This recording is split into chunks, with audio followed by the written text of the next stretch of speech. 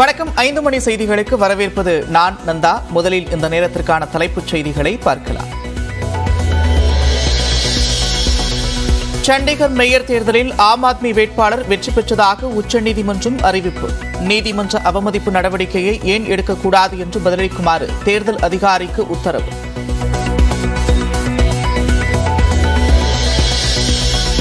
₹42,200 கோடி மதிப்பில் வேளாண் பட்ஜெட்டை தாக்கல் செய்தார் அமைச்சர் MRK பன்னீர்செல்வம்.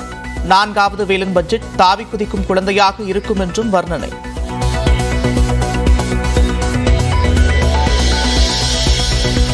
கூட்டுறவு வங்கிகள் மூலம் ₹16,500 கோடி பயிர்க்கடன் வழங்க இலக்கு. பயிர்க்கடன் வட்டி மானியத்திற்கு ₹700 கோடி நிதி ஒதுக்கீடு.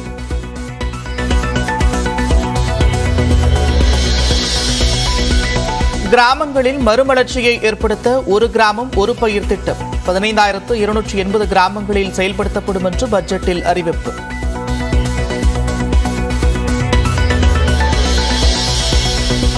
மண்வளத்தை பேணிக்காக்க முதலமைச்சரின் மண்ணுயிர் காப்போம் திட்டம் ₹206 கோடி அறிமுகம். பாரம்பரிய நெல் ரகங்களை பாதுகாக்க ₹50 லட்சம் ஒதுக்கீடு என்றும் வேளாண் பட்ஜெட்டில் அறிவிப்பு.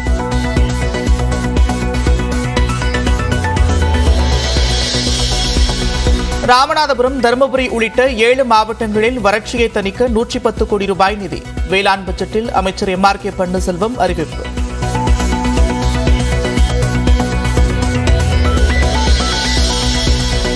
விவசாயிகளை உயிராக நினைக்கிறது திமுக அரசு என்பதை வேளாண் பட்ஜெட் உணர்த்துவதாக முதலமைச்சர் மு.க. ஸ்டாலின் பாராட்டு.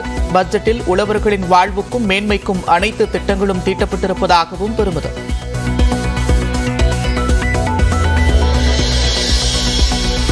விவசாயிகளுக்கு எந்த வகையிலும் வேளாண் பட்ஜெட் பலனளிக்காது என்று எதிர்க்கட்சித் தலைவர் எடப்பாடி பழனிசாமி விமர்சனம். வேளாண்மைக்கும் விவசாயிகளுக்கும் கூடுதல் நிதி ஒதுக்கீடோ புதிய திட்டங்களோ எதுவும் இல்லை. பார்த்தீங்கன்னா பல்வேறு துறைகளை ஒன்றாக இணைத்து வேளாண் நிதிநிலை அறிக்கை சமர்ப்பித்திருக்கார். இதனால் விவசாயிகளுக்கு எந்த பயனும் கிடையாது. ஆட்சிக்கு வந்த பிறகு விவசாயிகளுக்கு அளித்த வாக்குறுதிகளை திமுக மறந்துவிட்டதாகவும் பேட்டி.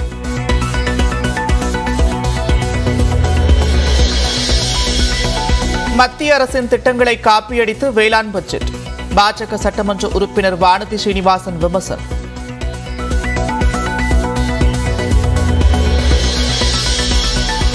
மக்களவைத் தேர்தலில் விடுதலை சிறுத்தைகள் கட்சிக்கு பானை சின்னம் ஒதுக்க கோரிக்கை. தேர்தல் ஆணையத்தில் திருமாவளவன் மனு.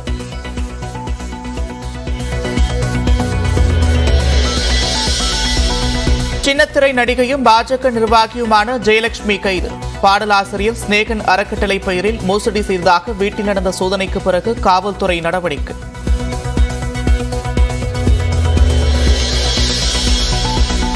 மாநிலங்களவை எம்பியாக ராஜஸ்தானிலிருந்து போட்டியின்றி தேர்வு செய்யப்பட்டார் காங்கிரஸ் மூத்த தலைவர் சோனியா காந்தி. குஜராத்திலிருந்து பாஜக தலைவர் JP நட்டா, மத்திய இணையமைச்சர் எல்முருகன் உள்ளிட்டோர் தேர்வு.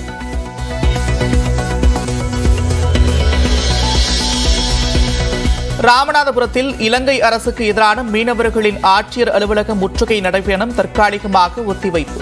ஒரு வாரத்திற்குள் மீனவர்கள் விடுவிக்கப்படாவிட்டால் மீண்டும் போராட்டம் நடத்தப்படும் என்றும் அறிவிப்பு.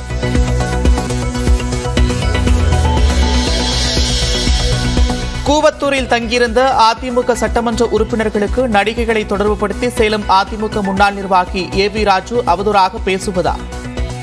நடிகர் சங்கம் நடவடிக்கை எடுக்க வேண்டும் என்று சேரன் வலியுறுத்தல்.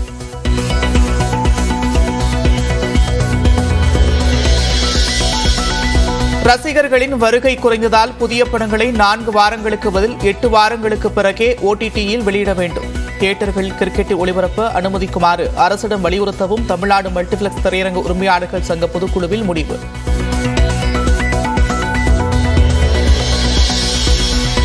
செங்குன்றம் அருகே அரசு மருத்துவமனையை ஒட்டியுள்ள பழைய டயர் குடோனில் பயங்கர தீ விபத்து. பின்னாடி சரி பின்னாடி தான் தெரியுது. கரும்புகை பரவியதால் மக்கள் அவதி.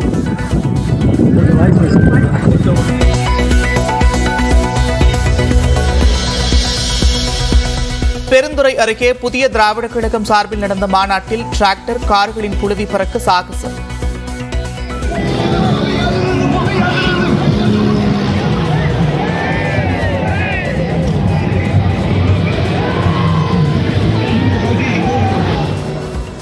போக்குவரத்து விதிமீறல், பணி செய்ய விடாமல் தடுத்தது ஆகிய பிரிவுகளின் கீழ் வழக்கு பதிவு செய்து காவல்துறை விசாரணை.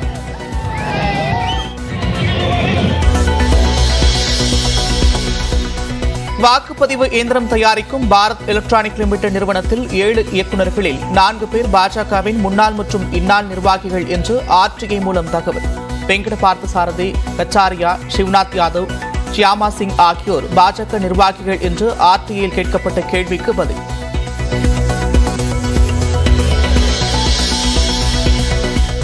ஜம்முவில் கட்டப்பட்ட எய்ம்ஸ் மருத்துவமனையை திறந்து வைத்தார் பிரதமர் மோடி. தடையாக இருந்த சிறப்பு அந்தஸ்து ரத்து செய்யப்பட்டதால் முன்னேற்ற பாதையில் காஷ்மீர் செல்வதாகவும் பிரதமர் மோடி பேச்சு. சென்னை தியாகராய நகரில் உள்ள பாஜக தலைமை அலுவலகத்தில் பாஜகவின் தமிழ்நாடு மற்றும் புதுச்சேரியின் சமூக ஊடக பிரிவின் ஒருநாள் பயிற்சி முகாமிற்கு பிறகு தமிழ்நாடு பாஜக தலைவர் அண்ணாமலை செய்தியாளர்களை சந்தித்து வருகிறார். காட்சிகளை நேரலையில் பார்க்கலாம். மாவட்ட தலைவர்கள் இன்னைக்கு நாங்க போய் மீனவ சொந்தங்களுக்கெல்லாம் அங்க ரெக்வஸ்ட் பண்ணிருக்கோம், வேண்டுகோள் வச்சிருக்கோம். தயவு செஞ்சு நீங்க 20ஆம் தேதி நடத்தாதீங்க, கருப்பு கொடி ஏற்றிக்கிட்டு கடலில் போகாதீங்க.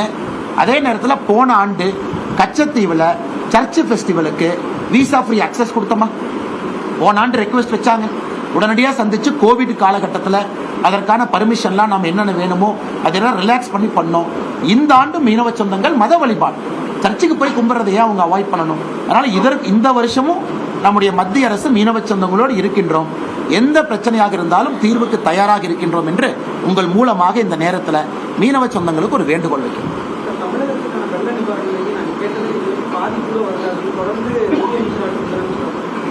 அண்ணே, தமிழகத்தினுடைய வெள்ள நிவாரண நிதியை பொறுத்தவரை பாராளுமன்றத்தில் பேசியிருக்காங்க, நம்முடைய அமைச்சர்கள் பதில் சொல்லியிருக்காங்க.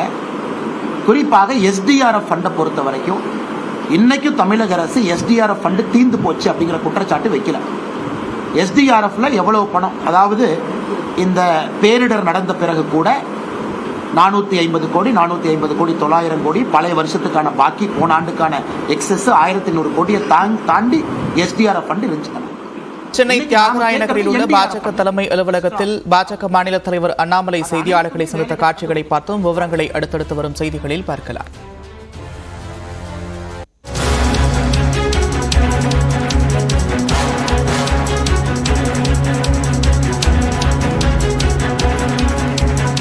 சண்டிகர் மேயர் தேர்தலில் ஆம் ஆத்மியின் வேட்பாளர் வெற்றி பெற்றிருப்பதாக உச்சநீதிமன்றம் அறிவித்திருக்கிறது. அண்மை செய்தியாக பார்க்கிறோம். கூடுதல் விவரங்களோடு செய்தியாளர் சுசித்ரா இணைகிறார். சுசித்ரா, விவரங்கள். சண்டிகர் மேயர் தேர்தலில் தற்பொழுது பல்வேறு அதிரடியான உத்தரவுகளை உச்சநீதிமன்றமானது பிறப்பித்திருக்கிறது. குறிப்பாக ஜனவரி 30ஆம் தேதி நடைபெற்ற தேர்தல் நடைமுறைகளின் பொழுது இறுதிக்கட்டமாக தேர்தல் நடத்தும் அதிகாரி அனில் மசியால் அறிவிக்கப்பட்ட அந்த வாக்குகளுடைய இறுதிக்கட்ட எண்ணிக்கை என்பது செல்லாது என்ற ஒரு அறிவிப்பை தற்பொழுது உச்சநீதிமன்றமானது உத்தரவிட்டு ஆம் ஆத்மி கட்சியினுடைய குல்தீப் குமார் வேட்பாளர் தற்பொழுது சண்டிகருடைய மேயராக வெற்றி பெற்றுள்ளார் என்ற ஒரு அறிவிப்பையும் உச்சநீதிமன்றமானது உத்தரவாக பிறப்பித்திருக்கிறது. அவர் சண்டிகருடைய வேட்பாளராக இருக்கும் அவர்தான் குல்தீப் குமார் தான் இந்த வழக்கிலுடைய மனுதாரரும் கூட. உச்சநீதிமன்றத்தில் இந்த வழக்கினுடைய நடவடிக்கைகளுக்கு ரத்து செய்து தேர்தல் நடத்தும் அதிகாரி அனில் மசி மீதான ஒரு நடவடிக்கை எடுக்க கோரி இந்த மனுவை அவர் தாக்கல் செய்து குறிப்பிடத்தக்கது.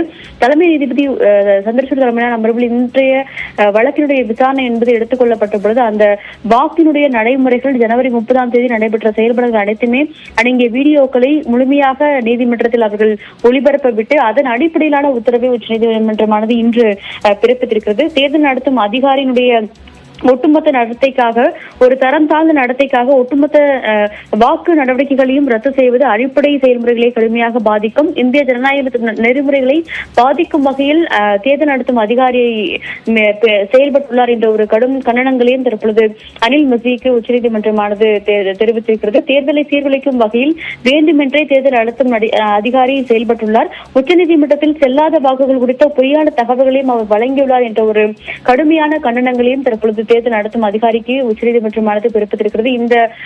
இந்த விதிகள் இந்த நடைமுறைகள் அடிப்படையில் அவர் எண்ணிய அந்த வாக்குகளுடைய எண்ணிக்கை என்பது செல்லாது எனவும் ஒட்டுமொத்தமாக 20 வாக்குகள் பெற்று ஆம் ஆத்மியினுடைய வேட்பாளர் தற்பொழுது மேயராக தேர்ந்தெடுக்கப்பட்டுள்ளார் என்ற ஒரு அறிவிப்பையும் உச்சநீதிமன்றமானது பிறப்பித்திருக்கிறது. அதே சமயம் நீதிமன்ற நடவடிக்கை ஏன் அனில் மசி மீது மேற்கொள்ளக்கூடாது என்ற ஒரு கேள்விக்கு பதிலளிக்கும் வகையிலான ஒரு ஷோகாஸ் நோட்டீஸையும், அதாவது நீதிமன்ற அவமதிப்பு நோட்டீஸையும் தற்பொழுது தேர்தல் நடத்தும் அதிகாரி அனில் மசிக்கு உச்சநீதிமன்றமானது அனுப்பி உத்தரவை பிறப்பித்திருக்கிறது.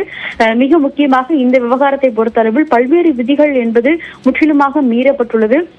அது ஜனநாயகத்திற்கு விரோதமான போக்கில் இந்த ஒரு செயல்பாடுகள் என்பது தேர்தல் நடத்தும் அதிகாரியால் செய்யப்பட்டுள்ளது. ஒரு குறிப்பிட்ட வேட்பாளரை வெற்றியடைய செய்யும் நோக்கில் அவர் செயல்பட்டுள்ளார் என்ற ஒரு குற்றச்சாட்டையும் கடுமையான கண்டனங்களும் தற்போது உச்சநீதிமன்றமானது பதிவு செய்திருக்கிறது. இந்த உத்தரவிற்கு பல்வேறு அரசியல் கட்சியுடைய தலைவர்கள் வரவேற்பை தெரிவித்திருக்கிறார். குறிப்பாக காங்கிரஸ் கட்சியினுடைய மூத்த தலைவரும் எம்பியுமான ராகுல் காந்தி இந்த விவகாரத்தில் மசி ஒரு சிப்பாய் தான், அவருக்கு பின்னால் பிரதமர் மோடியினுடைய முகம் என்பது உள்ளது என்ற ஒரு கருத்தை முன்வைத்திருக்கிறார். அதே போல ஆம் ஆத்மியினுடைய தலைவரும் டெல்லி முதல்வருமான அரவிந்த் கெஜ்ரிவால் உச்சநீதிமன்றத்தினுடைய தீர்ப்பு என்பது ஜனநாயகத்தை காப்பாற்றியுள்ளது, அதற்காக நன்றி என்ற ஒரு கருத்தையும் அவர் எக்ஸ் தளத்தில் பதிவிட்டுள்ளார். காங்கிரஸ் கட்சியினுடைய தலைவர் மல்லிகார்ஜுன் கார்கேயும் தற்போது உச்சநீதிமன்றத்தினுடைய தீர்ப்பிற்கு வரவேற்பு அளித்து இந்திய ஜனநாயகத்தினுடைய பாதுகாப்பிற்கு தற்போது உச்சநீதிமன்றமானது துணை கொண்டுள்ளது, இந்த தீர்ப்பிற்கு நன்றி என்ற ஒரு கருத்தையும் அவர்கள் பதிவிட்டிருக்கிறார்கள். இதை அடுத்துதான் தற்பொழுது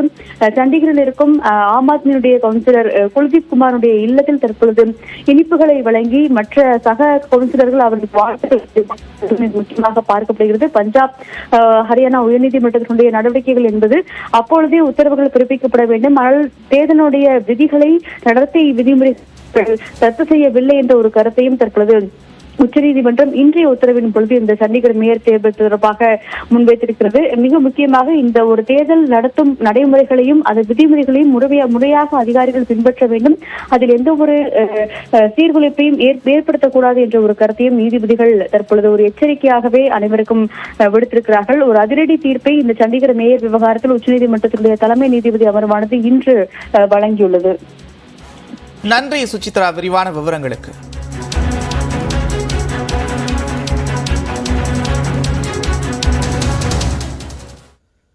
திரைப்பட பாடலாசிரியர் ஸ்நேகன் அளித்த மோசடி புகாரில் பாஜக நிர்வாகியும் சின்னத்திரை நடிகையுமான ஜெயலட்சுமி கைது செய்யப்பட்டிருக்கிறார். தனது ஸ்நேகன் அறக்கட்டளை என்ற பெயரை பயன்படுத்தி பணம் வசூலித்து மோசடி செய்ததாக சின்னத்திரை நடிகை ஜெயலட்சுமி மீது பாடலாசிரியர் ஸ்நேகன் புகார் அளித்திருந்தார். இதேபோன்று தன் மீது ஸ்நேகன் அவதூறு பரப்புவதாக ஜெயலட்சுமியும் புகார் அளித்தார். இது தொடர்பாக சென்னை உயர்நீதிமன்றத்தில் ஸ்நேகன் மனு தாக்கல் செய்த நிலையில் அவர் மீதான வழக்கு ரத்து செய்யப்பட்டது. இதனையடுத்து ஸ்நேகன் அளித்த புகாரின் பேரில் விசாரிக்க வந்த திருமங்கலம் போலீசார் ஜெயலட்சுமியின் வீட்டில் இன்று 6 மணி நேரத்திற்கும் மேலாக சோதனை நடத்தினர். சோதனையின் முடிவில் ஜெயலட்சுமியை கைது செய்த போலீசார் அவரை காவல் நிலையத்திற்கு அழைத்து சென்றனர்.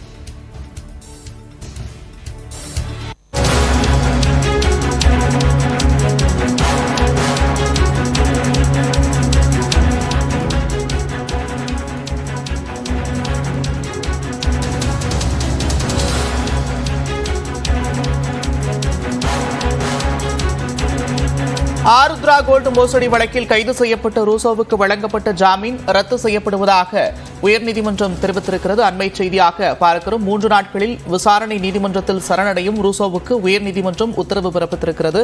கிட்டத்தட்ட 2000 கோடி ரூபாய்க்கும் மேல் மோசடி வழக்கில் கைதான காஞ்சிபுரத்தைச் சேர்ந்த ரூசோவுக்கு கடந்த ஆண்டு ஜாமீன் வழங்கப்பட்டது. இந்நிலையில் ஜாமீனை ரத்து செய்து நீதிமன்றம் உத்தரவு பிறப்பித்திருக்கிறது.